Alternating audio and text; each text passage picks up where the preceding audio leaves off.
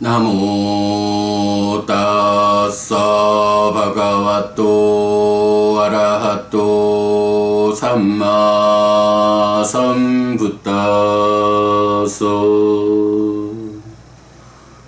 나모 따싸 바가와또 아라하또 삼마 삼붓다소. 나모 따싸 바가와또 아라하또 삼마 삼붓다소.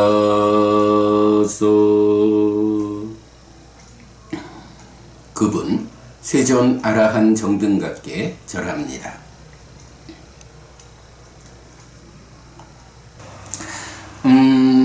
여섯 주 동안 매주 3일간 90분 강의를 진행했어요. 참 작지 않은 법회다. 좀 큰 특강이었는데 그 특강 중에 이제 마지막 주제 선과 수행. 그래서 선수행에 대한 이야기를 월암 스님 워낙 유명하신 분이고 잘 공부도 높고 강의도 잘 하시는 분이시니까 제가 굳이 토를 다룰 일은 아니겠지만 그래도 또 초기 불교의 관점에서 좀 접근해 보는 것은 그대로 의미가 있겠다 싶어 가지고 제가 간략하게 좀 되짚어 보아야겠다 라고 저의 소회를 말씀드리겠다라고 했어요. 그 이야기 좀 하도록 하겠습니다.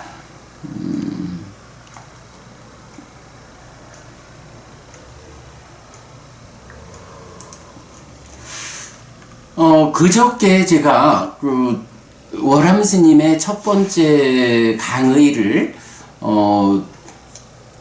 강의에 대한 저의 소회를 생사문제 부처로부터 또는 해능으로부터 라는 이름으로 좀 이제 말씀을 드리고 정리를 해봤어요.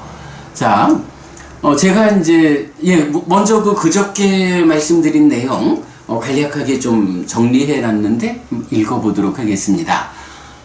범어사에서 개최한 대면으로 만나는 특강 그리고 행복의 6주차 강의 선과 수행 월암 스님의 첫날 강의에 참석한 소회입니다. 선수행의 목적이 일념생사, 한 생각이 일어나고 없어지는 것이 바로 생사라는 관점에서의 해탈이라는 설명과 함께 이런 관점이 육조 해능 스님으로부터 비롯하였다고 말씀하셨는데 해능 스님으로부터 비롯한 공부가 부처님으로부터 비롯한 공부와 잘 부합하는지의 측면에서 저의 소회를 정리하였습니다. 화두가 사고 넘어 또는 이전의 것이라는 설명에 대해 부처님으로부터 비롯한 공부에서는 따까, 가래의 형성 과정 또는 따까의 영역을 넘어선 깨달음 등 그 너머의 자리를 구체적으로 지시한다는 점을 말하였습니다. 생사대사의 해결을 위해 부모 미생전 본래 면목의 화두를 타파할 것을 강조하면서 이렇게 마음을 깨면 진공묘유, 공정영지의 본성이 드러난다고 하셨습니다. 진공묘유, 공정영지의 본성에 대해 없는 것을 있다고 말하려니 이렇게 힘들구나 라고 말했던 일화를 소개하였는데 이것은 부처님의 깨달음인 무아를 부정하는 주장이라고 해야 합니다. 해능 스님으로부터 비롯된 선수행이 부처님으로부터 비롯된 팔정도 삼매수행과 차별되는 점이라고 할 수 있습니다.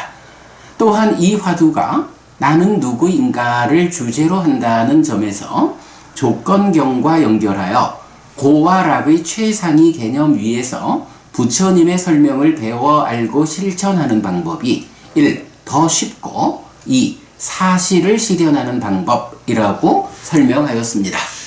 네, 그저께 제가 그 첫 번째 수업을 들은 소회, 이렇게 말씀을 드렸고요.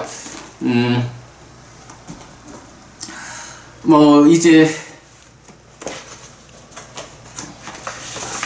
어제와 그저께 말씀하신 내용 포함해서 그저 간략하게만 좀 말씀을 드리도록 하겠습니다.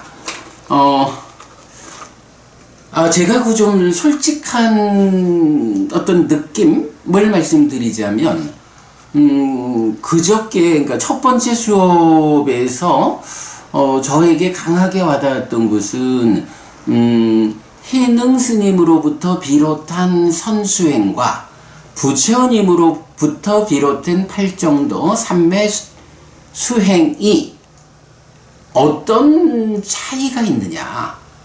정말로 선수행이 부처님 가르침에 의한 깨달음의 과정에 잘 들어맞는 수행인가? 비록 이름이 달라지고 어떤 그 방향, 방법의 차이가 좀 있다 해도 부처님으로부터 비롯한 팔정도 삼매 수행하고 본질은 다른 것인가 다르지 않은 것인가, 이 부분에 대해서 나의 느낌으로는 다르다.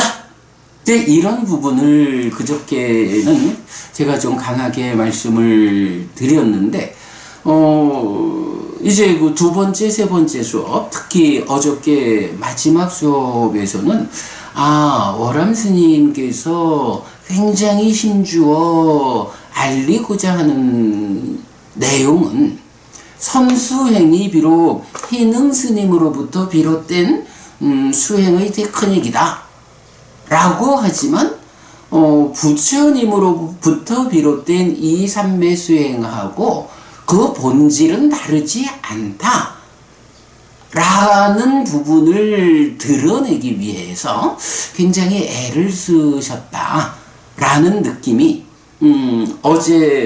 어제는 90분 수업인데 끝내지를 못하고 조금 더 합시다 이런 말씀 가운데 2시간 강의를 하셨는데, 그 2시간 강의 가운데 저한테는 그 부분이 좀 강하게 와닿았고, 상당 부분은 선수행을 전승하신 그분들이 어떻게 하면 이 선수행이 부처님으로부터 비롯된 삼매수행, 삼매를 닦아서 깨달음을 실현하는 이 본래의 길에서 벗어나지 않을 수 있을까라는 점에 굉장히 많은 고심을 하셨다라는 부분, 그런 부분에 대한 공감이 어제 수업에서는 저에게도 있었다라는 부분을 우선 좀 말씀드리고, 근데 이제 그렇다 해도, 그러니까 그분들이 그런 노력을 하셨다라는 부분을 충분히 이해한다 해도, 그럼에도 불구하고 부처님으로부터 비롯되어 온 팔정도 삼매 수행에 의한 깨달음의 길, 그 부처님의 깨달음을 제자들이 어떻게 재현할 것인가 라는 이 하나의 길과, 나중에 희능 스님으로부터 비롯되어 온 선수행의 이 길이 정확하게 부처님의 깨달음을 재현하는 길은 아니지 않는가 라는 결론에는 차이가 없는 것 같아요. 일단은 그러니까 그런 생각이 들었다 라는 말씀 드리면서 우선 좀 이야기를 해보겠습니다. 자, 제가 좀 전에 김부병 법부님하고 말씀 나누면서 그저께 제가 말씀드린 데에서 한 가지 오류가 있었다 라고 말씀드렸는데, 이 부분입니다. 그 선수행의 목적이 일념생사에서의 해탈이다 라는 이제 이런 말씀 가운데 일념생사 요 부분을 제가 생사라고 하는 이 커다란 주제에 대해서 일념으로 접근하는, 그래서 이 생사로부터 의 벗어남, 달리 말하면 윤회에서 벗어나는 곳으로서 선수행의 목적을 삼았기 때문에 이 부분에 대해서는 타당하다. 어쨌든 부처님 가르침이 중생들의 윤회하는 삶의 영역에서 벗어나 해탈된 삶을 실현하는 거, 이것이 불교다. 불교의 최종적인 지향점이다. 라는 점에서 일념으로 생사의 문제로부터 해탈하는 것이 선수행의 목적이라면 그 목적에서는 동일함이 있다. 이제 이렇게 설명을 드렸는데, 제가 이제 동영상을 이렇게 뒤집어 보면서, 아이고, 내가 이거 설명을 잘못 드렸구나 하는 부분을 이제 본 거예요. 이게 이제 왜 그러냐 하면, 그 첫날 수업에서도 그렇고, 어제 그저께 수업에서도 그렇고, 이 선수행을 관통하는 좀 굉장히 중요한 한 가지 개념이 일념이라는 개념인데요. 이 일념이라는 개념이 사실은 두 가지 관점에서 그러니까 쓰인 거예요.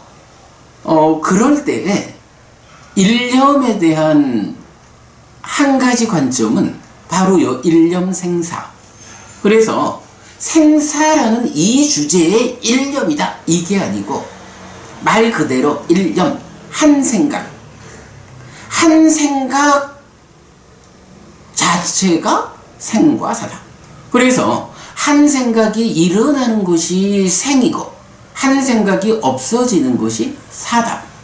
그래서 생사라고 하는 것이 부모님에게서 몸을 받아서 응애하고 태어나는 이것은 생이고, 한평생 살다가 몸이 무너져 죽으면 몸을 버리는 것, 이것이 죽음이다 라는 이런 생사관과 다르게 죽고 태어난다는 게 별게 아니요, 한 생각이 일어나면 그 생각으로서 한 존재가 태어나는 거고, 그 생각이 없어짐으로써 그 한 존재가 소멸하는 거예요.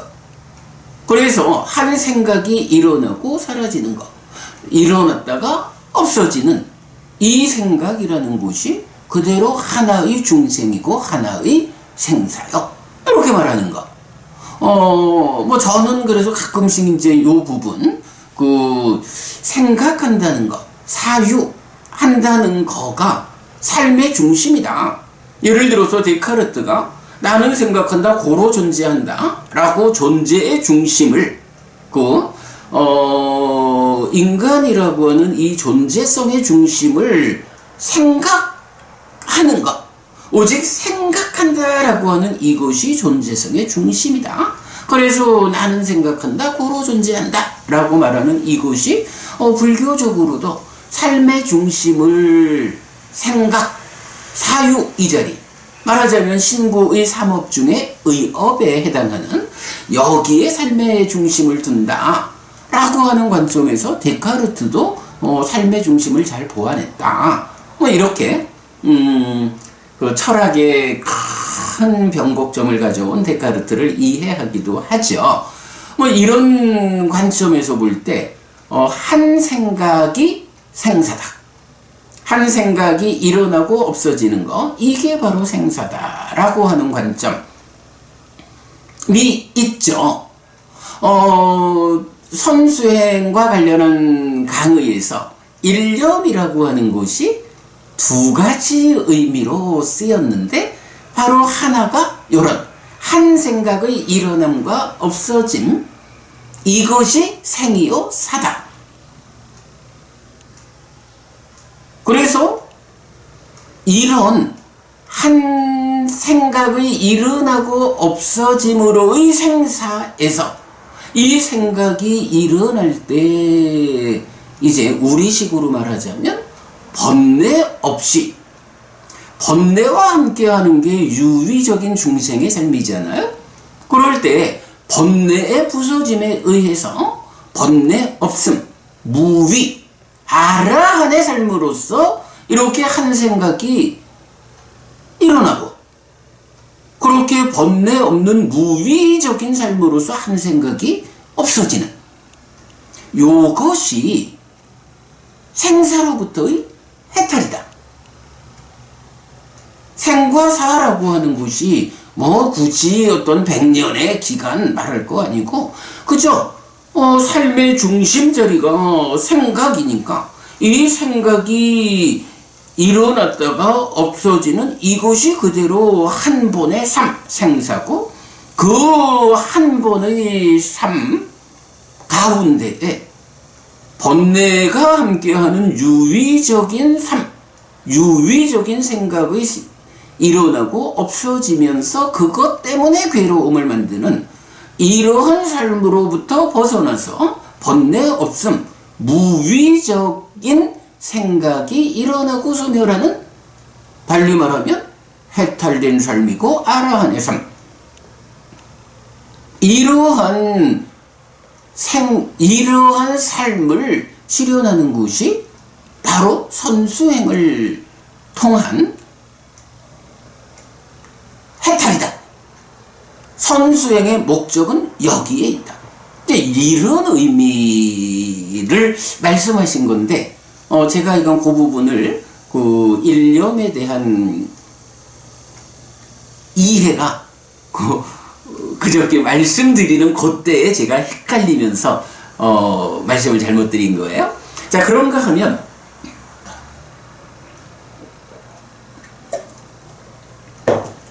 일념의 두 번째 의미가 무엇냐 하면, 여러분 우리 이제 일념 하면 한일자에 생각염자를 쓴단 말이에요.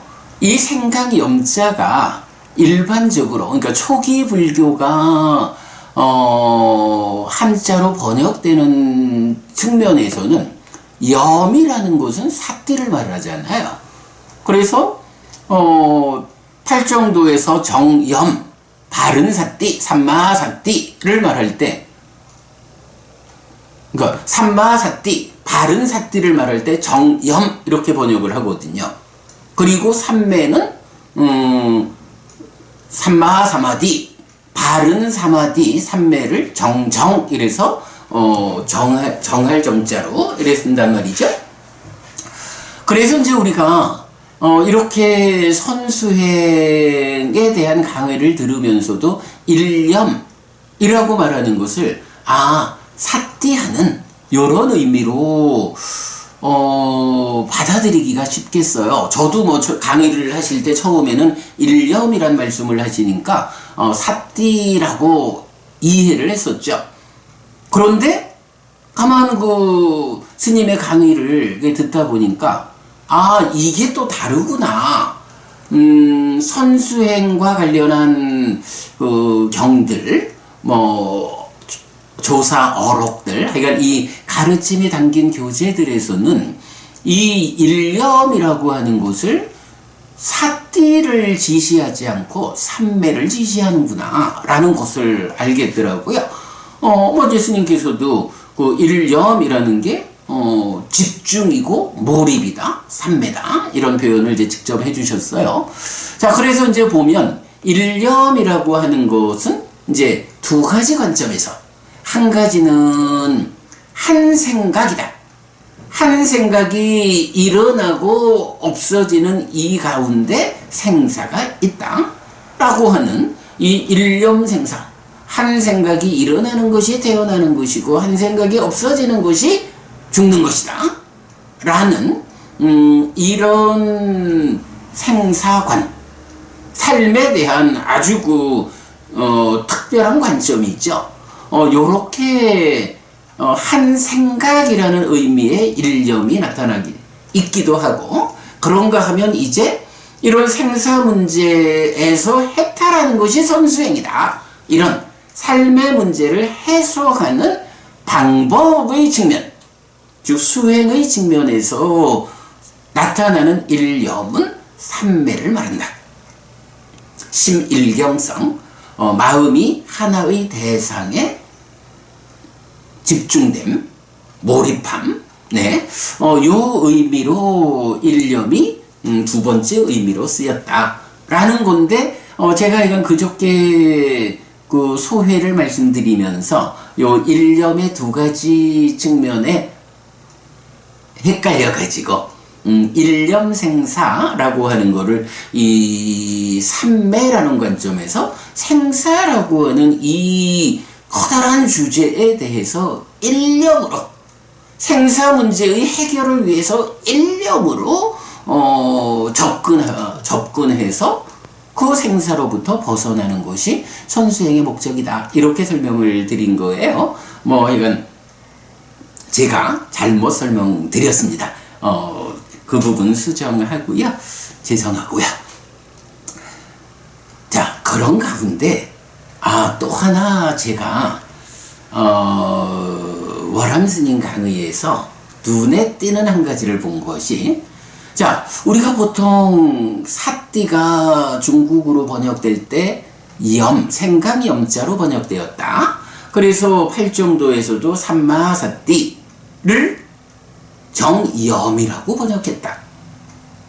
그런데 정작 선수행의 교재에서는 염자를 일염 이렇게 말할 때는 이제 수행의 관점에서는 염이 사띠가 아니고 삼매다 라는 부분을 이제 보았다면, 그렇다면 사띠 없이는, 그죠? 사띠 없이는 선수행에서도 수행을 말할 수가 없을 거라고요.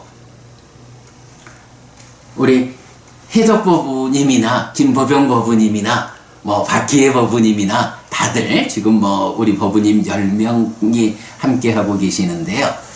요 주제, 뭐 제가 이제 답을 말씀드리겠지만, 일염이 삼매라면 사띠 없는 수행을 선수행도 말할 수는 없을 것이다. 그러면 선수행에서는 사띠를 어떻게 번역하고 나타내고 있을까? 요 주제, 이것도 하나 제가 약간 요번 그 월암스님 강의를 참석해 들으면서 아주 잘 배운 주제 하나예요. 그 말씀을 직접 하시더라고. 사띠 알아차린다 라고 하는 것을 반조라고 한다. 그래서 여러분 뭐 우리 회광반조 이런 용어도 있고 그렇죠? 그런데 그 반조라고 하는 것, 조라는 것은 뭐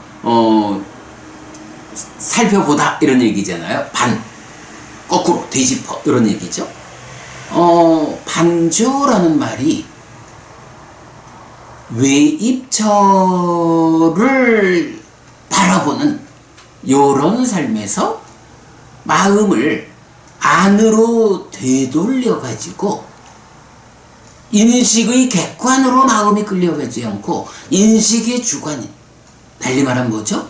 안입이 설신의 육내입처잖아요. 요런 마음을 안으로 되돌려 가지고 외입처에 끌려가지 않고 내입처를 알아차리는 것. 요런 반조라는 말이 사띠를 번역한 것이다. 이 말씀을 하시는데 제가 이야 그렇구나.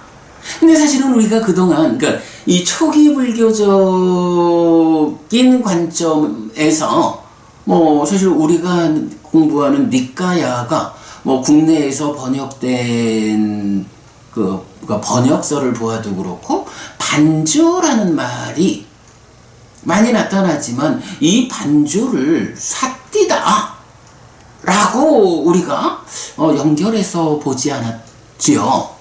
그런데 이렇게 선수행을 말하는 교재들에서는 이게 달마대사 말씀이랍니다. 달마대사의 말씀 중에 반주라는 말이 나타나는데, 바깥쪽으로, 즉 인식객관, 인육외입처, 색, 성향, 미촉, 법으로 마음이 끌려가지 않고 안으로 내입처를 주목하는, 내입처를 알아차리는, 그러니까 안으로 되돌려서 인식주관인 내입처를 보는, 요것이 반조라고 번역된 사띠다. 그 말씀을 들으면서 제가 딱 온 것이 뭐냐 하면, 사실은 이제 사띠에 대해서 여러 가지로 표현을 하잖아요. 뭐 어떤 분들은 사띠는 기억이다 이렇게 말씀을 하시는데, 뭐 오늘도 우리가 상세한 심경에서 사띠의 심은 무엇다라고 보았지만, 사띠가 기억이 아니라고요. 최상의 사띠와 신중함을 갖춘 자가 잘 기억한다라고 해서, 사띠를 갖추면 그 사띠의 심에 의해서 기억을 잘하게 되는 거지, 사띠 자체가 기억이 아니다 라는 거는 제가 늘 강조하고 있고요.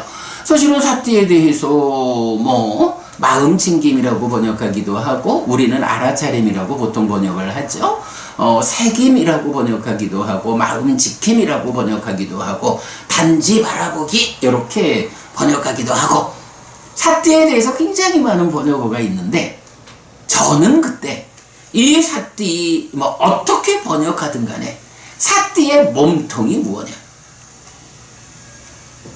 사띠의 몸통 이렇게 말할 때 바로 그 1번 상류타 80번 빠쪼따 숙당 빛경에서 말하는, 무엇이 세상에 대한 눈뜸이고 무엇이 세상에 대한 빛입니까? 라고 할 때, 사띠가 세상에 대한 눈뜸이고 지혜가 세상에 대한 무상고 무아라고 하는 사실의 횃불을 드는 것이다. 이런 빛경의 가르침을 연결해 가지고, 사띠는 마음의 현재를 발견하는 힘이요 기능이다. 내 마음이 현재, 그러니까 마음의 현재, 내 마음이 지금 어떤 상태인지, 내 마음이 몸과 더불어 무엇 하고 있는지, 요거 발견하는 힘이요 기능. 어쨌든 지금 내 마음이 어떤 상태인지, 뭐 하고 있는지, 이거를 발견하지 못하는 한 마음을 제어하는 일을 할 수 없다. 아니, 내 마음이 지금 내 마음이 탐진치 또는 간탐과 함께하는, 그러니까 간탐에 묶였구나, 성냄에 묶였구나, 뭐 다양하게 내 마음이 지금 화내고 있구나, 원한 맺혀 있구나, 인색하구나, 어떤 경들이 제시하는 내 삶의 다양한 형편들, 그 다양한 형편들의 어떤 것이 지금 내 마음을 붙잡고 있는지, 내 마음이 무엇과 함께 하는지, 예를 들어서 대nhập 적용의 신념처가 알려주는 8쌍 16가지 상태의 마음이라는 것도 그렇잖아요. 내 마음이 지금 탐과 함께 하는지 함께 하지 않는지, 진과 지와 뭐 수축된 마음인지 확장된 마음인지, 삼매를 닦는 마음인지 삼매를 닦지 않는 마음인지, 해탈된 마음인지 해탈하지 못한 마음인지, 뭐 이렇게 8쌍 16가지로 내 마음의 현재 상태를 지시하고, 그 16가지 중에 지금 내 마음은 어떤 상태이냐, 요거 관찰하는 게 뭐예요? 바로 사념처 수행의 심념처 수행이라고. 말하자면 뭔가요? 내 마음의 현재를 발견하는 것, 마음의 현재 상태에 대해서 내가 직접 아는 것, 바로 여기서 마음의 현재를 직접 아는 힘이요 기능, 이게 무엇입니까? 사띠입니다. 그래서 사띠는 무엇라고 번역을 하든 간에, 사띠의 몸통이 무엇냐라고 하면 마음의 현재를 발견하는 것이다.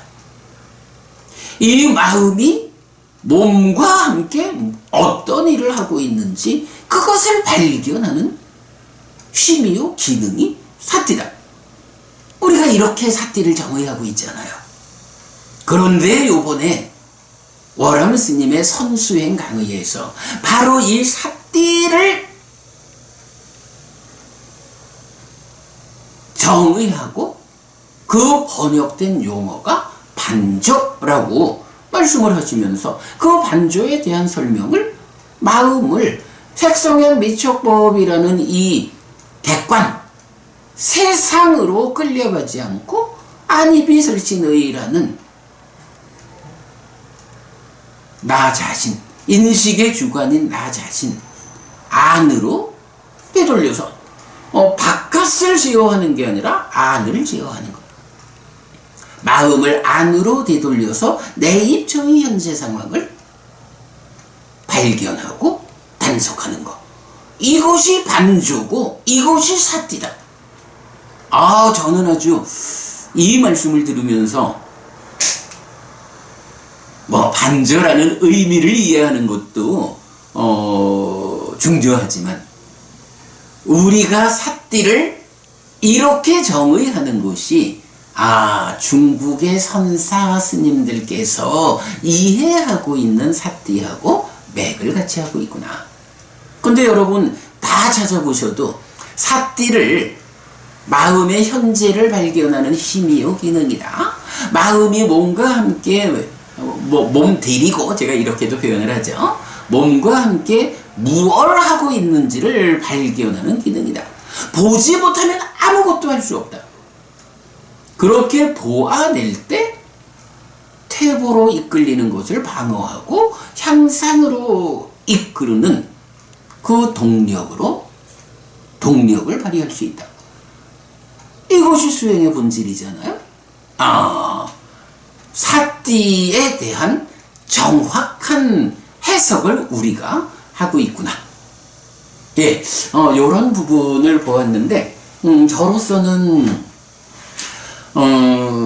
첫째, 일념의 그 두 가지 용례 중에 제가 좀 잘못, 그저께 하여간 소회를 말씀드리면서 제가 좀, 헷갈려서 잘못 설명드린 부분, 이렇게 좀 바로잡아 드리고요. 또 한편, 수행의 관점에서 일념은 삼매더라.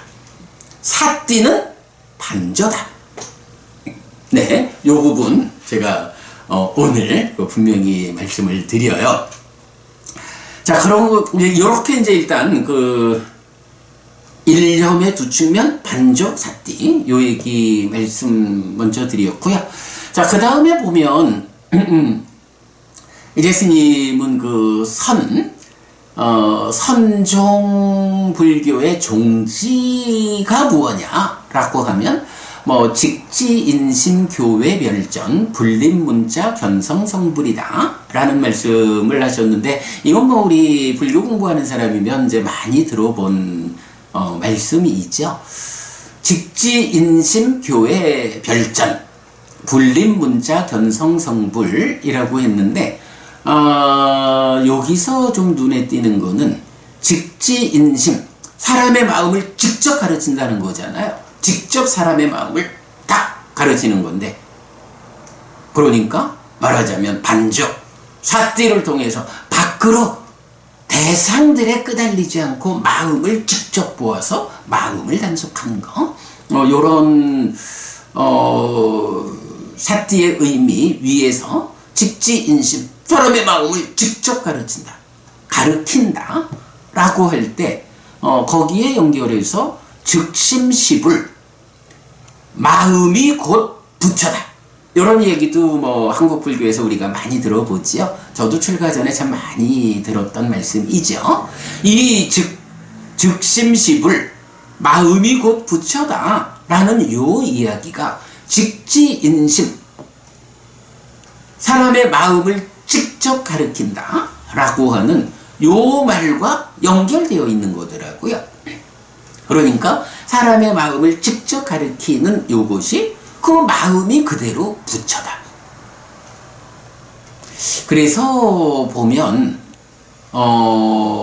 이게 뭐 이제 긍정적 또는 부정적 관점을 볼 수 있겠지만 사람의 마음을 그대로 부처다라고 하는 것에서 아까 이제 우리 김보병 법부님께서 그 범어사 홈페이지에서 보았다. 아주 활발한 삶을 이끄는데 중심을 둔 설법이었던 것 같다라고 이제 우리 김보부님 말씀을 하셨는데, 그런 활발한 삶이라는 측면에서 사람의 마음을 직접 가리키는데 그 마음이 그대로 부처요. 마음을 직접 보아가지고 반죠. 직접 마음을 보아가지고 그 마음이 바로 부처다. 그런데 이 부처인 마음이 말하자면 고장이 나서 중생이 되었다. 그러니 그 고장난 부분을 수리해서 본래 부처로서 살아가는. 근데 이런 마음이 그대로 부처인데 그 부처인 마음을 직접 가리키는 이것이 선이다 라는 말씀. 아주 활발한 삶을 이끈다라는 측면에서는 굉장히 긍정적이고 아마도 선수행의 가장 큰 특징이겠죠. 그런가 하면 이 초기 불교의 입장에서 보면 글쎄, 마음이 곧 부처여서 본래 부처였는데, 스님 표현 그 말씀을 하셨어요. 본래 부처였는데 고장이 나가지고 중생이 돼버렸어. 그러니 본래 부처 아닌 존재를 부처로 만드는 것보다 부처였는데 고장이 나서 중생이 되었다면 그 고장난 부분만 수리해가지고 부처의 삶, 부처로서의 삶으로 되돌리는 게 훨씬 쉽지 않겠어? 이런 말씀을 통해서 아유, 청중들이야 환호하죠. 박수치죠. 그렇게 이제 활발한 삶을 이끈다라는 데서는 아주 특별하다라고 말할 수가 있는데, 뭐 조금 이따가 다시 한번 짚어보겠지만, 부처로부터 비롯된 수행은, 부처로부터 비롯된 삶에 대한 관점은 이런 활발함을 이끈다. 우와, 멋있구나, 해보자, 이런 측면보다는 무엇이 사실인가, 내 삶이 어떤 것인가를 요만큼의 거짓도 없이 100% 사실 그대로 보아서 드러내고 사실 그대로 보여질 때 그 삶의 문제를 정확하게 대응함으로써 완전히 문제를 해소하고 그 문제 상황, 윤회하는 중생의 아픈 삶에서 벗어나 해탈된 삶을 실현할 수 있다. 이거거든요.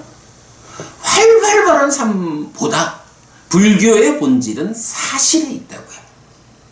그래서 우리가 늘 말하는 앞의 경들에서 보았지만 열애의 출현 여부와 관계없이 세상에 존재하는 원리요 있지요. 내 삶에 적용되는 법칙성.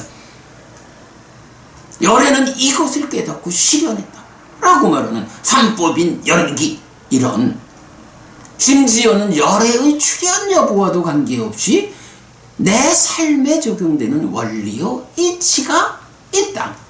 이것이 삼법인이고 연기라고 하는 사실이다. 이 사실을 100% 드러내어야 그 드러난 사실 위에서 최선의 노력, 중도 곧 팔정도의 실천을 위해서 드러나 보이는 만큼의 문제를 해소함으로써 깨달음으로 간다. 요만큼이라도 보여지지 않은 것이 있으면 그것은 완전한 깨달음이 아니다 라는 이런 부처님 깨달음의 근본, 딱가의 영역을 넘어선 이 깨달음, 이 관점에서 보자면 활발함을 최고의 가치로 둘 수는 없죠. 만약에 그야말로 선수행에서 말하듯이 우리가 본래 부처요. 요거 그 화엄경에서 말하는 본자 부적, 원래 스스로 다 갖추어져 있는 완전한 존재 상태예요. 이 본자 부족의 상태에 오염이 있어서 중생이 되어버렸어. 그러니 이 오염을 해소하고 본자 부족의 상태, 원래 스스로 갖추어져 있는 그 완성의 상태, 그 상태로 돌아가는 것. 화엄에서도 이런 본자 구족을 최상의 가치로 지시하고 있는데, 이 선수행도 결국은 본래 부처라고 하는 이 본래의 완성 상태, 이거를 지시하고 있어요. 그러니까 이제 오람 스님의 이 선수행 강의에서도 중간중간 화엄의 세계관, 법화의 세계관, 이렇게 이제 계속 원용해 오면서 다 이렇게 대승의 경전들이 하나의 토대 위에 있다라는 부분을 이제 말씀을 하시는데, 바로 그 부분인 것 같아요. 본래 부처요. 내가 지금 이렇게 중생이라는 이름으로 살아가고 있지만 이거는 고장난 상태여서 그런 거고, 원래는 내가 부처요. 이 부처다라는 것을 알아가지고 그냥 그대가 지금 이 순간 부처로 살아. 그대가 지금 부처로 살아가면 돼. 그것밖에 딴 게 없어. 근데 지금 고장 나가지고 중생이 되어 있으니 원래 부처 아닌 것을 어떻게 부처로 만드는 이 길의 어려움에 비해서 원래 부처인데 고장나서 중생이 되었다면 그 고장난 부분만 수리해가지고 부처로 되돌리는 일이 훨씬 쉬워. 선수행은 이거야! 이런 이제 강조를 하셨어요. 그래서 심성 부정이냐 심성 본정이냐, 그래서 불성이 본유 본래에 있는 것이냐, 불성 시유 불성이 이 공부로부터 비롯되는 것이냐, 그래서 원래 갖추어져 있는 것이기 때문에 단방 눈 뜨면 되는 거 도노냐, 원래는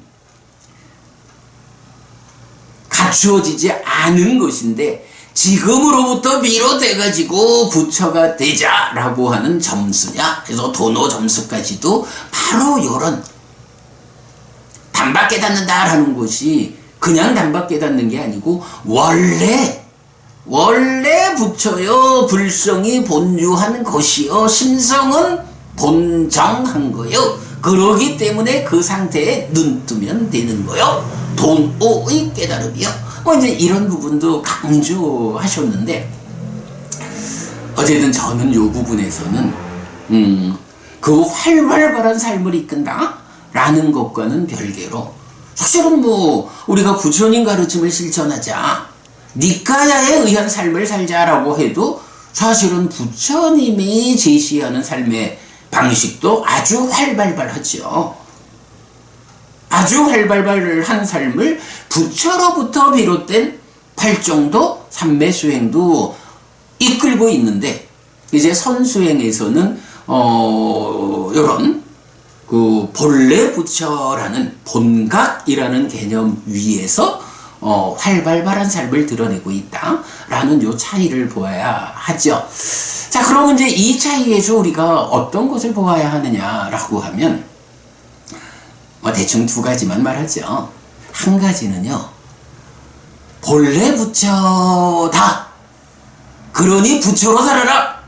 고장나서 중생이 되었지만 그 고장을 수리하고 부처로서의 삶, 본각으로의 되돌림,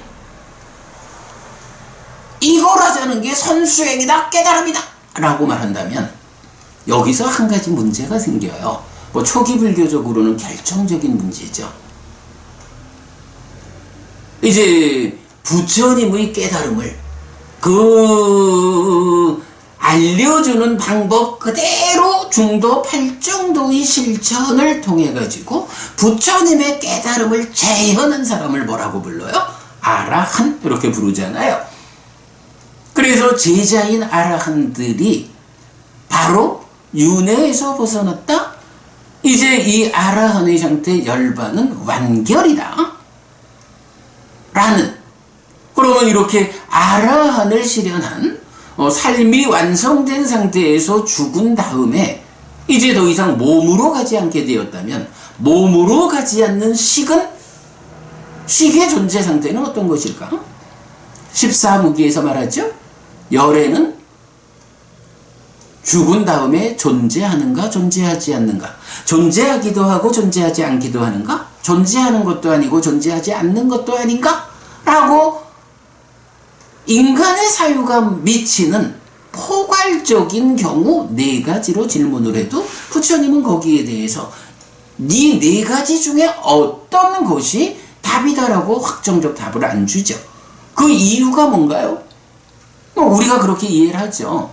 번뇌의 영향 위에 있는 인간의 사유로서는 그 번뇌의 영향에서 벗어나 깨달은 아라한에 이 더 이상 몸에 구속되지 않게 된 식의 존재 상태는 유의적인 인간의 사유로서는 접근할 수 없는 이 네 가지 경우에 속하지 않는 어떤 경지다. 그 부분을 그게 어떤 경지인데? 라고 질문하면 아무도 그 부분은 설명할 수 없다. 그 부분은 스스로 번뇌를 부수어서 누진해서 해탈자 이런 아라한이 되었을 때 스스로 아라한을 성취해서 무위적인 삶, 해탈된 삶을 실현할 때 그때 비로소 그 자신이 체험적으로 아는 거지. 그 경지가 번뇌의 영향 위에 있는 유의 중생의 사유로서는 접근할 수 없다. 그리고 어쨌든 그것은 완결이다. 그래서 이 완결이라는 관점에서 우리는 어떻게 이해하고 있나요? 아라한은 이제 다시 중생의 삶으로 되돌아오지 않잖아요. 그죠? 예류자, 일례자, 불환자, 아라한 이럴 때 불환자는 정거천이라는 한 영역에 태어난 다음에 정거천을 제외한 중생의 세상으로 돌아오지 않고 이제 아라한을 성취하면 그 실현된 상태는 정거천까지를 포함한 욕계, 색계, 무색계의 중생들의 삶의 영역 이 세상으로 돌아오지 않게 되잖아요. 이것이 완결이잖아요. 이렇게 아라한이 중생들의 세상으로 되돌아오지 않는다 라는 이 큰 원칙, 이걸 직접적으로 아라한이 되돌아오지 않는다라는 표현이 있는가 제가 한번 또 확인을 해보겠습니다. 그러나 일단 운나바 바라bun경이라든가 이렇게 열반이 실현되면 그 열반은 무엇을 의지합니까? 라는 질문에 대해서 부처님은 질문의 한계를 넘었다. 열반은 완결이다. 이래 말씀하는 그 열반이 실현된 아라한의 삶은 그 아라한에게 이제 다시 어떤 오염이, 어떤 족쇄가 묶어가지고 이런 중생들의 삶으로 돌아올 수 있느냐? 못 돌아온다. 표현이 좀 그런가요? 못 돌아오는 게 아니라 안 돌아온다, 돌아올 일이 없다. 이런 거잖아요. 그런데 이제 만약에 지금 우리의 상태가 본래 부처요, 본래 본자 부족, 본래 스스로 갖추어진 이 완전한 상태인데 어떤 고장이 있어서 오염이 발생해가지고 중생이 되었다. 그러니 이 고장을 수리하고 본각으로 뛰돌려라. 이것이 선수행이다. 라고 말하면 하여간 첫 번째 걸리는 게 그거예요. 아라한이 중생 세상으로 되돌아온다는 것인가? 여기서 본자 부족이라고 말하는 본래 부처다 부처로 살아라! 라고 하는 이 말이 아주 멋있는데 그 부처로 살아라 라고 하는 그 삶이 누구의 삶이냐 하면 아라한의 삶이라고요. 그리고 이 아라한은 본래 아라한이다? 니카야 안에서 부처의 가르침에 의해서는 어디 한 군데에서도 이 참 무명에 덮이고 가래에 묶여서 옮겨가고 윤회하는 중생들에게 그 윤회의 시작점, 시발점은 알려지지 않는다. 역시 사유의 한계 너머인 거죠. 그 시작점이 알려지지 않는다라고 말할 뿐이지. 이 중생들의 삶의 출발이 어디에서 비롯된다라는 것은 그야말로 깨달음에 의해서 알 수밖에 없다고요. 부처님은 이런 중생들의 삶의 시작과 끝, 그러니까 시작 이전과 끝 이후에 대해서는 오로지 깨달음에 의해서 번뇌 없음의 상태를 실현함으로써 스스로 알 수 있는 것이지, 이 중생으로의 삶 이전과 이후에 대해서는 언급하지 않는다고요. 다만 번뇌를 부숨으로써 이 중생들의 삶의 영역에서 벗어나서 실현될 뿐이다 라고 말하는 거거든요. 그런데 이렇게 지금 본래 부처다 본자 부족이다 그러니 부처로 살아라 라는 이 말씀은 바로 이 원칙에 어긋나는 것이다. 자, 본래 부처였는데 고장이 나서 중생이 되었다 라고 하는 이 말씀은요, 방금 드린 말씀에 연결해서 보면 무명에 덮이고 가래에 묶여서 옮겨가고 윤회하는 이 중생이 그 윤회의 시발점이 어디냐? 어떻게 시작되어서 중생으로의 삶을 살게 되었느냐? 라고 할 때 그 시작점 앞에 중생으로의 삶 이전에 원래 부처였어. 원래 아라한의 상태, 번뇌 없음의 상태였는데 어떤 모르죠. 선불교에서도 그러니까 선수행에서도 어떤 이유에 의해서 고장이 나서 중생이 되었다 라고까지는 말하지 않는 것 같아요. 다만 원래 부처였는데 본자 부족의 그 완전한 상태, 달리 말하면 아라한의 이 해탈된 삶의 상태였는데 어떤 것이든 조건에 의해서 고장이 났어? 오염이 되어서 무명과 가래의 영역에 들어와 버렸어. 그래서 그 들어와서 무명에 덮이고 가래에 묶여서 옮겨가고 윤회하는 중생으로 지금 산다. 고장난 삶을 살고 있다 해도 원래는 고장나지 않은 그 완전한 상태였거든. 그런 줄 알고 고장나지 않은 상태, 즉 부처로 살아 활발한 삶을 살았네 이래 말하는 거예요. 그래서 그런 삶을 통해서 그 고장난 거를 다 수리하면 원래 상태인 부처로 그 본각의 상태로 되돌아가는 거예요. 요렇게 말을 하는 건데, 일단 이런 주장에 의하면 아라한이 한번 아라한을 성취하면 이런 중생들의 삶의 영역, 세상에서 사념처로 시작해서 사마타 위파사나로 완성되는 이 부처님으로부터 비롯되는 수행의 결과로 벗어나 해탈된 삶을 실현했다. 아라한 되면 다시는 이 영역으로 뒤돌아오지 않는다. 그것이 벗어남의 실현이고 그 실현에 의해서 얻는 것이다. 이런 부처님으로부터 비롯된 불교의 흔들릴 수 없는 그 목적점, 이 자체가 선수행이 말하는 또는 화엄이 말하는 법화가 말하는 이 본자 부족이라고 하는 원래 완전한 존재 상황, 여기로부터 출발되는 중생들의 3. 이 부분이 문제가 되는 거예요. 사실은 이렇게 그 출발 자리가 부처님으로부터 비롯하는 이 가르침과 어긋나 있다. 어찌 보면 우리가 이제 다들 그 얘기를 많이 하잖아요. 불교가 이 역사의 과정에서 힌두화되었다. 그 힌두화의 과정에서 다양한 의식의 측면이나 많이 나타났지만 어쨌든 그 근본에는 아트만이라고 하는 부처님이 무아의 선언을 통해서 존재하는 것들은 어떤 것들도 아트만 아니다. 아트만이라고 하는 것은 없다.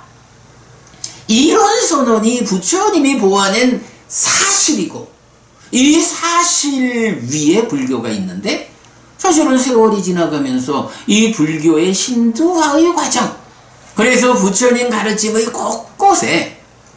곳곳에 아트만이라는 개념이 들어와서 그 토대를 이루는 후대의 가르침들이 생겨났지요. 물론 이런 가르침을 설하는 분들도 대부분 사실은 어저께 아까 제가 그 말씀 드렸잖아요. 그렇지 않으려고 하는 노력들, 월암 스님 강의에서도 제가 그런 부분을 이제 느꼈다 말씀드렸는데, 사실은 이제 대승불교가 유식에서는 아래야식을 말하고 열애장 이렇게도 말하고 불성이라는 개념이 나타나고 진여라는 개념이 나타나고 다양하게 기실론에서도 이 마음이 본질이라는 것을 주장하고 그 위에 기실론도 서 있고 대부분 대승경전들이 무언가 그 바탕에 우리가 설명하는 이런 관점에서 보면 아트만을 세우고, 그러면서 그분들 입장에서도 불교가 아트만을 말하면 무아라는 이 선언에 어긋남이 있다. 그러니 아트만을 그 바탕에 배치하더라도 사실은 이 바탕되는 이게 아트만이 아니요. 그래서 엊그저께 말씀드린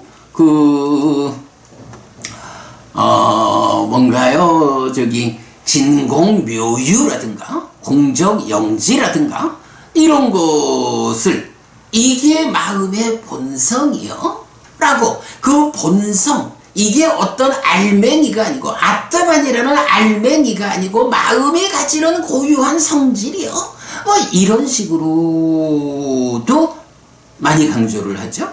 근데 이게 사실은 보기에 따라서는 마음 자체는 아트만이 아닌데 다만 그 마음이 가지는 성질이 이런 거요 라고 타당한 설명을 하고 있다, 이렇게 이해를 할 수도 있겠지만, 사실은 전체적으로 보면 전반적으로 그 대승을 공부하는 분들은 그렇게 마음이라는 것이 무아거든. 무아인 가운데 마음이 이렇게 진공묘유하고 공정영지한 거요. 그러니 이렇게 무아인 아트만 아닌 본질 아니고 본래적으로 모든 것을 갖추고 있는 본자부적인 본래 부처인 완성인 이런 거 아니고 단지 그것의 본성이 그러니 그 본성을 드러내도록 해봐, 이렇게 말을 하는 것 같아요. 그런데 사실은 우리가 잘 알지만 참나를 찾아야 한다고 주장하는 어른들도 계시고, 대부분 대승경전을 요번 월암 스님께서 아주 타당성 높게 이렇게 이제 강의하시는 명과는 별개로 대부분 그러함을 하나의 본질로, 그러니까 무아인 마음의 본성이 그렇다. 그러니 부처님 가르침인 삼법인에 어긋나지 않는다라고 설명하고자 하는 사람보다는 사실은 우리 곁에서 그렇잖아요. 그 참나를 찾아야 한다고. 어쨌든 그 참나를 찾아라. 내가 바로 그러한 참된 거, 아트만인 줄 알아야 한다라고 강조하는 대승불교를 우리가 곁에서 많이 만나게 되죠. 그런 부분에서 비록 그 말을 그렇게 해도, 그죠? 말을 아트만 아닌 마음의 본성이 그렇다라고 돌려서 말을 해도 과연 그것이 정말로 무아의 가르침에 위배되지 않느냐, 이런 부분은 좀 깊이 봐야 할 것 같아요.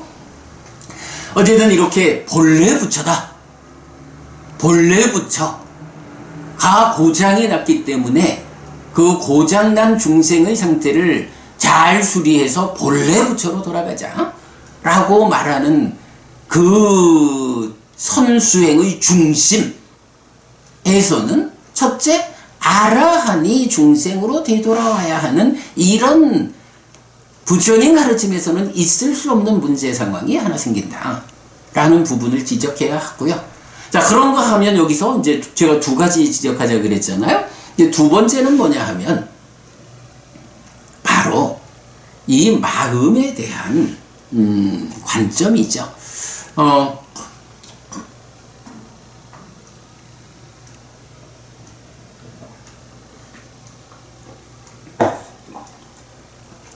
지금 이래 말씀드리듯이 직지인심, 즉심시불, 이래서 마음이 곧 부처다. 그 부처인 마음을 직접 가리킨다. 이렇게 말하는 선수행에서 그렇게 마음이 곧 부처이고 그 마음이, 그래서 그 마음이 본래 부처요, 본자 부족의 상태요, 이렇게 말하는 것에 의하면 이 마음이라는 것이 생겨나는 것인가? 본래 부처로서 있는 것인가? 이런 부분을 좀 보아야겠죠? 그래서 이제 우리가 늘 말하는 거지만 부처님은 무상고 무아라고 하는 이 사실을 깨닫고 실현했다. 그런데 만약에 여기서 마음심자, 이 마음이라고 하는 것을 본래 부처인 거, 본자 구족인 거, 이렇게 말한다. 그래서 참된 것이요, 이렇게 말하자면 이 참된 것의 의미는 이제 무상하지 않다라는 거거든요. 그래서 실제로 대승열반경에서는 바로 상락아정인 열반 사덕, 그래서 이렇게 깨달아 성취되는 그 열반이라는 것은 상락아정의 상태다. 힌두교에서 말하는, 불교의 입장에서 보면 전도된 관점, 무상고 무아 부정이라는 사실에서 전도된 상락아정의 관점을 그대로 열반의 성품이다 라고 열반사덕 상락아정을 대승열반경이 직접 말하고 있잖아요. 그런 열반이 실현된 그런 부처, 그런 본래 부처인 이런 상태. 그런데 그 부처가 그대로 마음이요. 그러니까 이 마음이라고 하는 것은 상락아정의 성품, 성질을 가지는 이런 본래 구족된 그거요. 이렇게 말하면 마음이라고 하는 것은 이 선수행을 중심으로 하는 대승의 관점에서는 상한 거요, 무상한 거 아니요, 이렇게 보아야 되죠. 무상하지 않다, 상한 것이다 라는 것은 달리 말하면 뭔가요? 이건 생겨나지 않는 거요. 우리가 가끔 그 얘기를 하지만 교회 다니는 친구들한테 너네는 창조주 하나님 여호와 또는 야훼께서 그러니까 모든 존재를 창조했고 너네들도 그 창조된 피조물의 하나라지. 그런데 그러면 그 창조주 하나님 여호와 그는 어떻게 생겨났지? 누가 그 창조주는 창조했을까? 이렇게 질문하면 신뢰다 이렇게 제가 말하잖아요. 왜냐하면 교회 다니는 분들은요 그 출발이 생겨나지 않은 존재, 원래 존재하는 그분 창조주 하나님 여호와의 창조로부터 삶에 대한 모든 관점이 시작되잖아요. 그런 믿음을 가진 교회 다니는 분들한테 너네 창조주 하나님은 누가 창조했는데? 라고 물으면 실례죠. 우리가 그런 질문을 하지 않는 게 그들과의 관계를 만들죠. 바로 이런 거예요. 그럴 때 우리가 그 교회의 기독교 교리를 그게 사실이라고 진리라고 말하지 않잖아요. 누군가가 부처님처럼 삶의 심오함이 끝에까지 가서 완전하게 보아내고 완전하게 문제를 해소한 이런 완전한 깨달음에 의한 정등각이 아닌 스승이 정등각 아닌 자에 의해서 설해진 불완전한 가르침, 이렇게 우리가 알고 있죠. 지금 대승적인 선수행에서 이렇게 본래 부처인 이러한 나 자신의 삶, 이 마음이 본자 구족인 부처의 성품 그대로 본각인 거, 이렇게 말하자면 바로 그 상태가, 미안하지만 기독교에서 창조주 하나님 여호와를, 또는 힌두교에서 창조주 하나님 브라흐마를 세워가지고 모든 것의 출발을 거기, 우리가 교주 이전의 것이라고 말하는 그 논리죠. 그렇게 출발하는 것하고 뭐가 다를까? 부처님은 오직 완전한 봄에 의해 가지고 이 삶의 심오함의 끝에 무엇이 있는지, 그래서 그 끝까지를 보완했기 때문에 끝에서 작용하는 번뇌의 문제를 해소하고 깨닫는 게 누진을 통한 아라한의 시련이잖아요. 그런데 출발 자리를 그와는 다르게 말하자면 이 마음이 생겨나는 것일까, 생겨나지 않는 원래 존재해서 모든 것을 창조하는 일체유심죠? 그거일까? 요런 관점의 차이가 있는 거예요. 어쨌든 대승이 오늘 우리가 보는 선수행에서 본래 부처요, 고장난 거 고쳐서 부처인 상태로 돌아가면 돼! 라고 말하는 이 중심 자리에는 바로 이 문제가 있다. 이 마음이 생겨나는 것일까, 생겨나지 않는 원래 있는 거일까?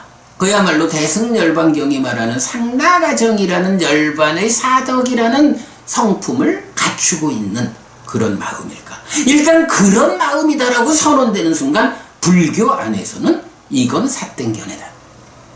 사땡견해로부터 시작하면 사땡견해, 사땡사유, 사땡말, 사땡행위, 사땡생활, 사땡정진, 사땡사띠, 사땡삼매에 의해서 사땡암과 사땡해탈로 나아가지, 이것이 바른 견해로 시작해서 바른 사유, 바른 말, 바른 행위, 바른 생활, 바른 정진, 바른 사띠, 바른 삼매에 의해서 바른 암과 바른 해탈로 연결되지 못한다. 이 부분에 문제가 있다. 근본적으로 본래 부처라고 하는 그 본래 부처인 그 마음을 직접 지시하는 이런 선수행의 종지 안에는 사실은 부처님으로부터 비롯한 팔정도 삼매수행의 이 관점에서는 동의할 수 없는 이런 차이가 있다. 그러면 부처님 가르침에서는 이 마음이 생겨나는 것이다 라고 말하나요? 이건 여러분 우리가 알죠. 오랜 세월 전통이란 이름 위에서 부처님은 심의식 중에 심, 이 마음이 어떻게 생겨나는 것인지 답을 주잖아요. 심행은 상수, 상과 수가 심을 형성하는 작용이다 라고 해서 이 심이라는 마음이 어떻게 형성되느냐, 생겨나느냐 하는 것을 설명하고 있는데, 오랜 전통 위에서 어떻게 해석됐나요?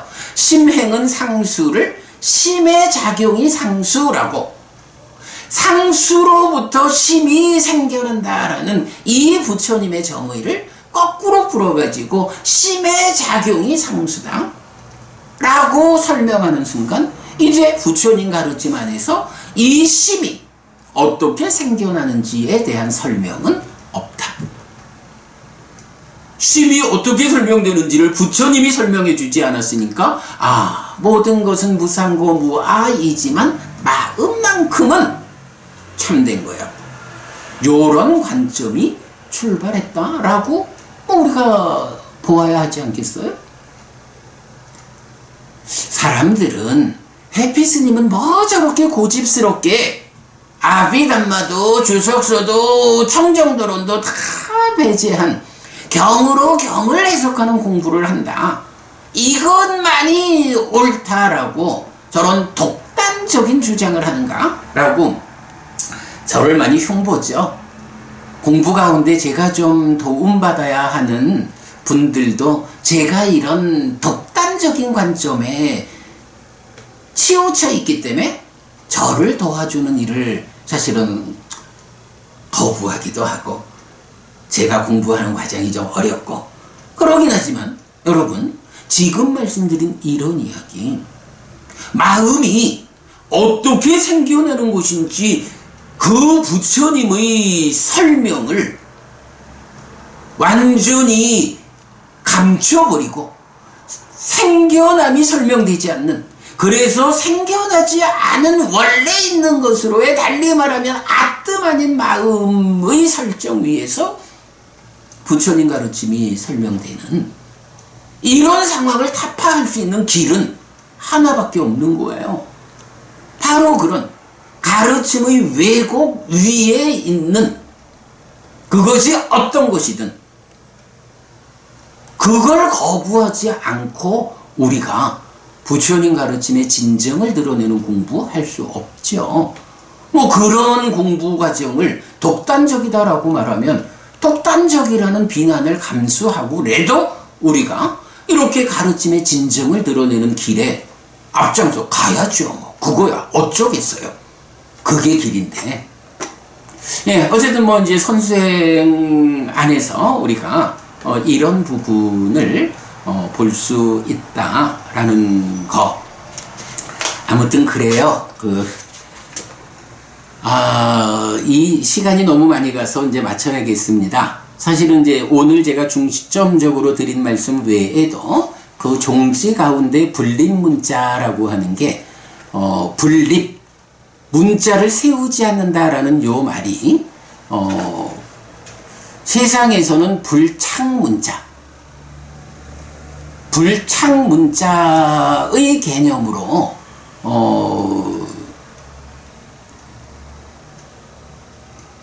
이해되고 있다. 그러니까, 문자라는 걸 완전히 떠나서 선이 있다라고 불창 문자라고 이해하고 있지만, 사실 분립 문자의 의미는, 여기서 립이라는 것은 용의 의미다. 이게 좀 표현이 그렇네. 하여간 분립 문자라는 것이 문자 자체를 거부한다라는 게 아니고, 문자를 넘어서 있는 이 길을 문자를 사용해서 전달하고 있다. 그러니까 분립 문자라 그래서, 문자를 넘어서 있는 그 영역을 문자를 사용해서 설명하는 것인데, 문자를 사용하지 않는다라고 하면 무기선으로 갈 수 있다. 이런 말씀도 저는 주목했고요. 그 다음에 이제 하여간 마음이 생겨나는 것이냐 생겨나지 않는 것이냐 하는 이 부분은 굉장히 그 본래 부처 이런 가르침이 활발한 삶을 이끌어낼 수는 있지만 정작 사실일까 아닐까의 측면. 마음이 활발한다 하도 그것이 사실이 아니라면 현실에서 드러나는 본래 부처 아닌 이 마음의 문제를 해소해가는 과정을 직접적으로 제시할 수 없다라는 부분이고요. 그 다음에 이제 또 한 가지 좀 제가 관심 있게 본 거는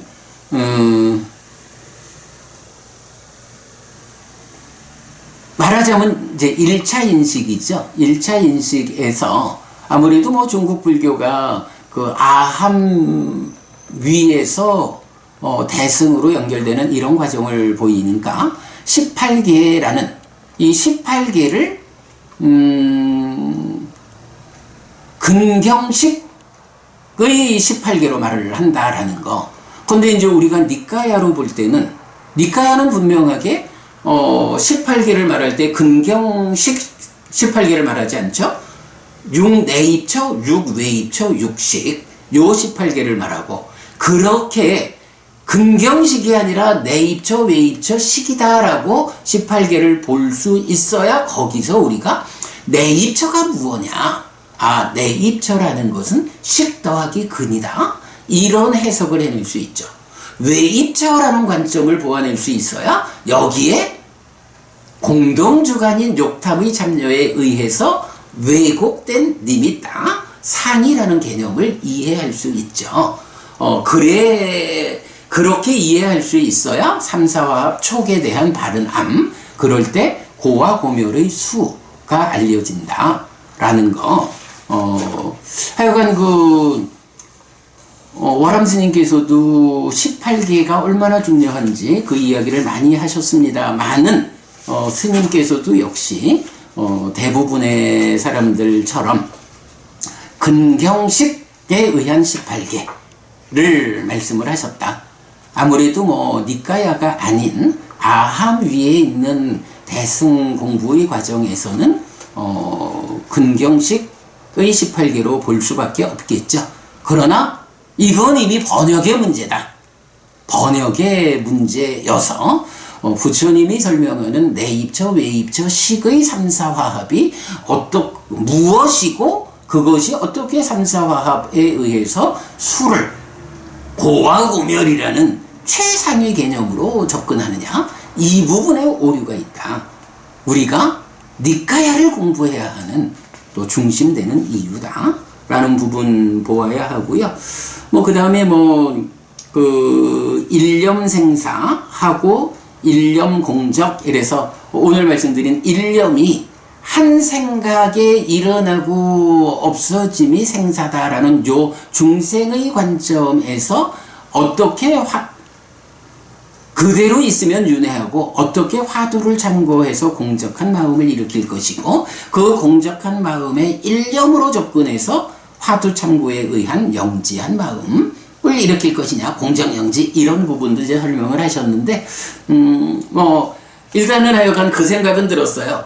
일념생사라는 1단계, 일념공적이라는 2단계, 요렇게 해서 공적과 영지한 마음, 중도의 마음으로 이렇게 설명하는 부분은 참 훌륭한 설법이다 싶은데, 우리는 삶의 메커니즘을 설명해낸 우리 입장에서 보면, 스님께서 이렇게 우리가 그려내는 삶의 메커니즘, 그래서 거기에 인식과 행위가 어떻게 순환적으로 연결되어 있는지, 하나의 인식 과정에는 두 개의 공동주관이 하나의 객관을 인식해서 결과를 만드는 이런 메커니즘적 관점을 좀 보신다면 이런 일념생사의 단계가 일념공적의 단계로 향상하는 중도의 마음으로 깨닫는 이런 부분을 설명할 때 훨씬 더 좋았을 건데 하는 생각도 좀 했고요. 그런가 하면 지와 견에 대한 말씀을 하셨는데, 지라는 거는 말하자면 몸통이고 견은 그 알미라는 지, G라는 몸통의 작용성이다 라고 해서 견을 말씀하셨는데 아주 주목할 만한 관점이에요. 그래서 G와 견은 불일불이, 하나도 아니고 다른 것도 아니다 요 말씀하셨는데, 사실은 요새 제가 불교 입문 2 사실 이 책을 지금 이제 집필을 시작했거든요. 그래서 지난주쯤에 이제 지와 견에 대한 나름의 정리를, 좀 어렵지만 지와 견에 대한 정리를 일단 해냈는데, 상당히 월암 스님이 설명하는 지견하고 상당한 부분에서 공감이 되면서, 또 니까야적인 관점에서는 그러니까 메커니즘적으로 지와 견의 자리매김, 딱가 밖에서의 지화견, 딱가 안에서의 지화견, 이런 부분까지 우리는 이제 메커니즘적으로 설명하는 데에서 월암 스님의 그 지화견에 대한 설명보다는 이제 조금 더 포괄되어 있는 이제 이런 부분도 좀 짚어가고 있다라는 거. 아니 제가 뭔가 한 가지를 좀 말하고 싶은 게 있었는데 뭐였든지 생각이 안 나네. 아무튼 오늘 시간이 너무 많이 됐습니다. 3일간 월암 스님이라는 정말 대강백께서 선수행에 대한 강의를 하셨는데, 그 강의를 들으면서 초기 불교적 관점에서 제가 소회를 좀 말씀드려 봤습니다. 제가 말하고 싶었는데 지금 딱 생각이 떠오르지 않은 것이 나중에 발견이 되면 이 부분 간략히 정리하는 가운데에서 수업 보고를 통해서 말씀드리도록 그리하겠습니다.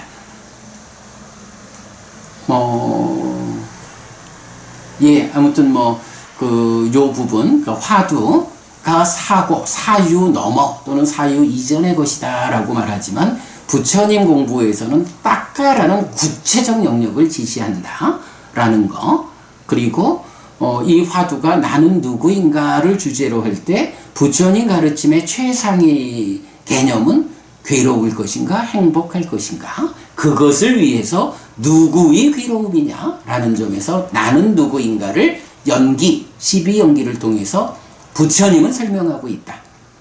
불교 신자는 나는 누구인가를 찾아 나설 일이 아니고, 나는 누구인가에 대한 답은 연기, 부처님 가르침을 통해서 배워가지고 그렇게 부처님이 알려주는 나에 대한 바른 암 위에서 어떻게 괴로움을 해소하고 행복할 것인가, 이런 고활학이라는 최상위 개념으로 삶을 이끌어야 한다.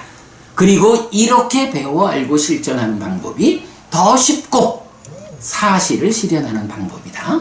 네, 이런 부분, 그저께 말씀드린 부분 다시 말씀드리면서 오늘 이야기 마무리하겠습니다. 하여간 뭔가 결정적인 한마디를 내가 하고자 했던 것 같은데 그게 지금 어디로 가버렸는데, 하여간 그거는 다시 나중에 메모해 드리기로 하고, 자, 시간이 너무 많이 갔습니다. 죄송하고요. 네, 여러분 오늘도 부처님의 언어로 부처님의 가르침을 독송하면서 하루를 잘 시작했습니다. 잘 시작한 오늘 하루 여러분 내내 편안하시고 이익과 행복을 쌓는 시간 되시기 바랍니다. 고맙습니다, 여러분. 내일 아침 다시 뵙겠습니다. 행복하십시오.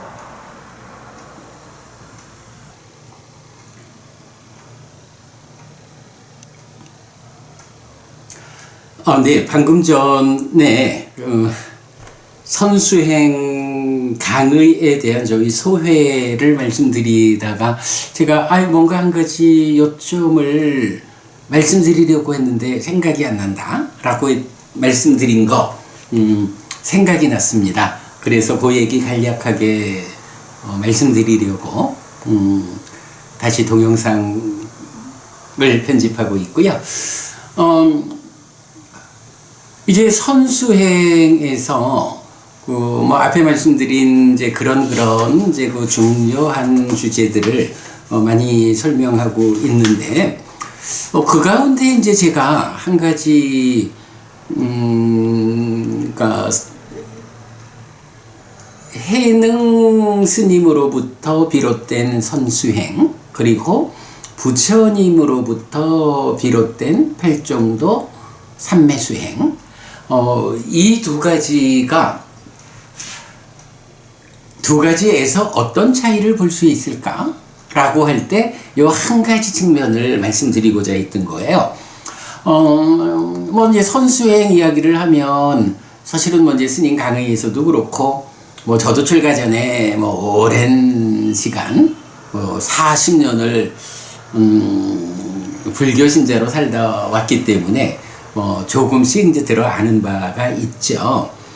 그럴 때 이제 선수행은 이러이러하다라고 직접 마음을 가리키는 이제 이런 종지를 가지고 있는 수행이다라고 하자면, 부처님으로부터 비롯된 수행은 거기에 비해서 굉장히 상세하다, 자세하다, 아주 친절하게 어떻게 시작해가지고 이 수행이 완성에 닿을 것인가 라는 그 수행의 과정을 상세하고 친절하게 설명하고 있다 라는 이 부분을 우리가 선수행과 활정도 삼매수행의 비교에서 빼놓을 수 없는 한 측면이다 라는 생각이 들어요.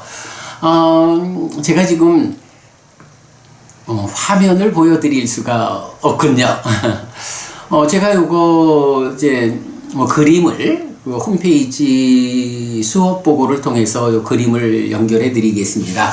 우리 공부하시는 분들이야 늘 함께 보는 그림이죠. 그래서 삶의 메커니즘으로 우리 삶을 잘 그림으로 표현했는데, 요 삶의 메커니즘 그림에 번호를 붙여주면 12연기다 라는 거 우리가 잘 알고 있고요. 그러면 이런 12연기 그 핵심의 자리에는 가래가 생겨나는 과정, 그래서 딱가 가래의 형성 과정이라는 요 내면의 영역이 있죠.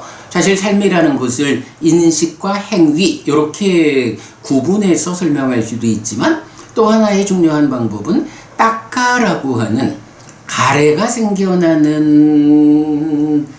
과정, 가래의 형성 과정인 딱가를 놓고 이 딱가의 안과 밖, 달리 말하면 마음이 몸과 함께 인식하고 행위하는 삶의 영역이냐, 아니면 마음이 몸을 떠날 수는 없지만 작용의 측면에서는 몸에 참여 없이 마음 혼자 인식하고 행위해서 가래를 만들어내는 요런 내적인 영역이냐.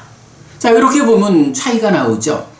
딱가라고 하는 이 내면의 영역, 몸에 참여 없이 마음 혼자 작용해서 가래를 만들면, 가래로부터 출발해가지고 몸과 마음이 함께한 행위와 인식의 영역, 가래로부터 출발하죠. 그래서 이제 사성제에서도 고집성제는 가래다라고 하는 것이, 결국은 가래라는 것으로부터 행위와 인식의 과정에 왜곡이 있어가지고 괴로움을 만드는데, 이 가래라는 것은 어떻게 생겨나는 것일까 하는 그 부분을, 그 가래가 생겨나는 그 영역을 딱가라고 말한다. 그래서 부처님은 범천의 요천경 같은 데서 내가 성취한 법은 이러이러한데 몸통은 뭐냐? 딱가의 영역을 넘어선 법이다 라고 해서, 딱가라는 그 내면의 영역, 몸에 참여 없이 마음 혼자 작용하는 그 인식과 행위의 과정에서 가래가 생겨나지 않게 하면 그게 바로 딱가의 영역을 넘어선 깨달음이다 이렇게 말하잖아요. 이렇게 이제 가래를 중심으로 가래를 만드는 내적인 과정과 거기서 생겨난 가래로서의 삶의 영역, 이렇게 딱가의 안과 밖을 구분해서 우리가 삶을 설명할 수도 있죠. 자, 그랬을 때 이제 선수행에서 그 화두를 어떻게 잡아가지고 어떻게 화두를 운영해서 깨달음으로 가느냐 하는 부분이 뭐 그렇게 상세하게 친절하게 설명되어 있지 않다라는 것은 우리 일반적인 일이죠. 일반적인 알미죠.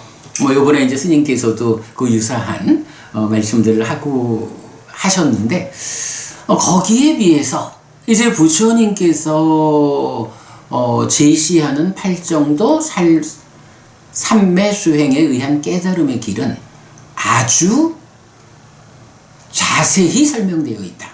아주 친절하게 그 과정이 설명되어 있다. 라는 거죠. 그래서 이제 우리가 그 내용을 뭐라고 하냐 하면 수행